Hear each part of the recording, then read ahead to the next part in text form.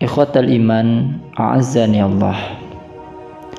Banyak sekali ragam sanksi yang diberikan kepada para pemakan harta haram, terutama harta haram dari hasil korupsi. Mulai sanksi di dunia, sanksi di alam kubur, hingga hukuman di akhirat, yakni berupa api neraka jahanam. Oleh sebab itu para koruptor pasti akan mendapat sanksi berat baik di dunia maupun di akhirat. Di antara sanksi mereka setelah mati adalah mendapatkan siksaan pedih di dalam kuburnya. Rasulullah sallallahu alaihi wasallam pernah bersabda, "Walladhi nafsi biyadihi, inna syamlata allati asabaha yawma Khaybar minal ghamaim atau minal maghanim lam tusiha al-maqasim la tasta'ilu alaihi nara." Dan demi zat yang jiwaku ada di tangannya, kata Rasulullah, sesungguhnya sehelai kain kecil dari harta ghanimah yang dia curi pada perang Khaybar, yang di luar dari pembagian ghanimah itu, maka itu akan menjadi bara api di alam kuburnya. Jadi harta-harta, barang-barang, benda-benda hasil daripada koruptor akan menjadi bumerang, menjadi api yang membara di dalam alam kubur kita. Oleh karena itu, ikhwatal iman, darah daging mana saja yang tumbuh dari makanan dan minuman yang haram, maka akan menjadi hidangan dan santapan api neraka. Sebagaimana sabda Nabi sallallahu alaihi wasallam, "Ya Ka'ab ibnu Uzrah," berkata kepada Ka'ab bin Uzrah, "Innahu la yarbu lahmu nabata min sukhtin illa kanatin nar awla bihi."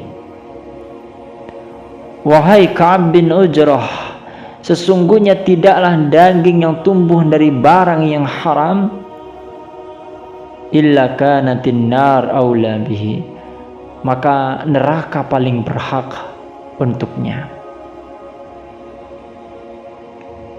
Setiap karyawan dan pegawai wajib menjaga kehormatan dan harga dirinya, bahkan harus berjiwa mulia dan kaya akan hatinya.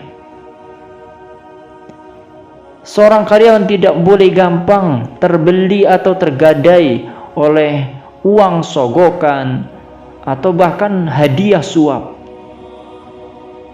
Sebab di samping menjatuhkan kredibilitas, hal itu juga merusak masa depan perusahaan ataupun lembaga dan instansi yang mereka berada di dalamnya. Juga mencederai profesionalisme dan kinerja yang bagus. Bahkan menambah suramnya hunian kubur, sebagaimana yang disabdakan Rasulullah, "Inna awwala ma yuntinu minal insani batnuhu, faman istata'a alla ya'kula illa thayyiban falyaf'al, wa man istata'a alla yuhala bainahu wa bainal jannah bimil'i kaffihi min damin ahraqahu falyaf'al." Nabi sallallahu alaihi wasallam bersabda, sesungguhnya yang pertama busuk dari manusia adalah perutnya. Perut kita pertama kali busuk dalam kubur. Maka barang siapa yang sanggup untuk tidak memakan makanan yang baik, maka janganlah kalian makan yang haram. Makanlah oleh kalian yang baik-baik dan hindari yang haram-haram. Dan barang siapa yang benar-benar tidak bisa untuk menghindari yang haram, maka itu sangatlah baik baginya. Lakukanlah itu. Sampai-sampai ikhwatal iman, a'azzani Allah, Imam Hasan bin Basri rahimahullah ta'ala berkata, ada 2 hari dan 2 malam. Semua orang hidup belum pernah merasakannya. Semalam berada di alam kubur, mereka belum pernah mengalaminya, dan semalam hingga pagi mereka sedang mengalami kiamat. Sehari mereka akan kedatangan pembawa berita tentang surga atau neraka, serta sehari mereka menunggu pembagian catatan amal. Apakah mereka menerima dengan tangan kanan atau dengan tangan kirinya? Di sini Allah Subhanahu wa taala dan juga Rasul-Nya memerintahkan kepada kita untuk menghindari makanan dan minuman dari yang haram. Karena dengan yang haram itu anggota tubuh kita, badan kita akan mudah terserang, akan mudah yang dimakan oleh api neraka Allah Subhanahu wa taala.